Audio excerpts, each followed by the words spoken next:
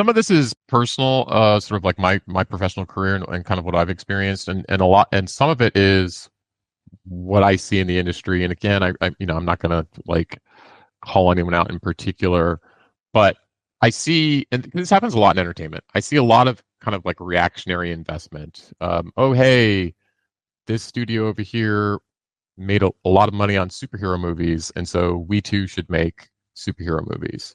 Mhm. Or maybe they'll extrapolate it one layer and say, oh, this company over here is investing a lot in IP.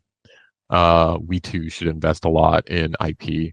Um, and in doing so, I think they're responding to what they perceive as, an audience demand or interest in a certain product, which I think makes sense to an extent.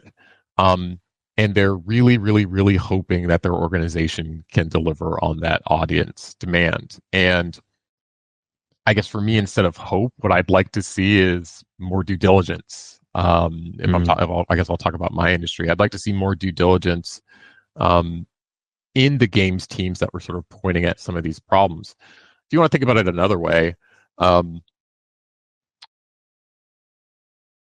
I think there is a virtue in teams that are able to stay together a really long time, Mhm. learn Mhm. how to work together, learn how to make games together. Um, and if all it takes is sort of trying to develop an understanding about what this team does well and to try to, I guess, get them to stretch a little bit further to go chase maybe something that they haven't made before, but leverages some of their organizational strength and historical expertise. Maybe that's more comfortable, and maybe that's more ultimately more achievable. The comparison point that maybe I'd make is from software and sort of like the Souls games. Mhm. I think a lot of folks will look at Elden Ring and say, "Oh, I want that." So I guess we should be making like a bunch of like open world action RPGs because that one made $1 billion, and they'll ignore all the games that they've made over the last 15 years that sort of Yeah. like led to that point where they were able to make that game. Um, the first Souls game probably sold 500,000 copies, and in Right. in our modern industry, that team would have immediately been, you know, like deleted. Like there's no way they would have gotten another chance to make another video game. 500,000 copies is just not enough. And yet that was enough for them. It was right. It was a right sized investment for where they were, and they were able to take that into the next opportunity, the next opportunity, the next opportunity, and then you look up now and you get Elden Ring. I think more companies should be looking at that iterative approach to developing that team capability and that organizational expertise, and that being their takeaway from Elden Ring, as opposed to open world action RPG. I guess we need one of those too.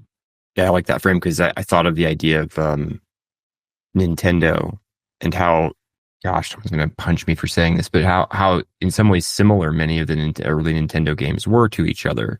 But they weren't identical and they were all actually pretty awesome. There's a reason Nintendo is where it's at. Yeah, Um, but they follow a theme. And actually you see Nintendo leaning more and more and more into this idea of like, look, there's a place we play and it is rated E for everyone, right? And yeah, we've gotten really good at that, and yeah, and so that's what we focus. Like that's where we win, yeah. and they do. I think that discipline's really admirable, and I think you've seen people, looking on the outside at Nintendo saying, well, why aren't you doing this? Like, why doesn't your, Where's your battle royale, Nintendo? yeah, why don't you have a gajillion uh, pixels being able to push, through your latest hardware? There's always this sort of comparison that's kind of begs the question, which is like, why aren't you doing something that someone else is good at? Yeah. And it's like, well, because we're good at something and we're good at something that we think can really be valuable. I write about this in the article. I've got a very quirky background. I mentioned melee combat, like the me and the sort of folks that I've been able to convinced to be my teammates over and over again throughout the years, yeah, we have this kind of like weird and quirky specialization.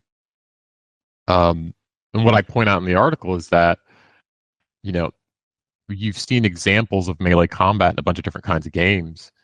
Um, and that because my team has sort of been able to develop that skill throughout the years, that makes us really versatile, even though we seem to have like this sort of quirky and very specific focus, which is melee combat. But all sorts of different games, MOBAs, MMOs, fighting games, third person Hmm. action games. We were just talking about Elden Ring. Like Yeah. use this kind of combat to create like all of these different interesting experiences.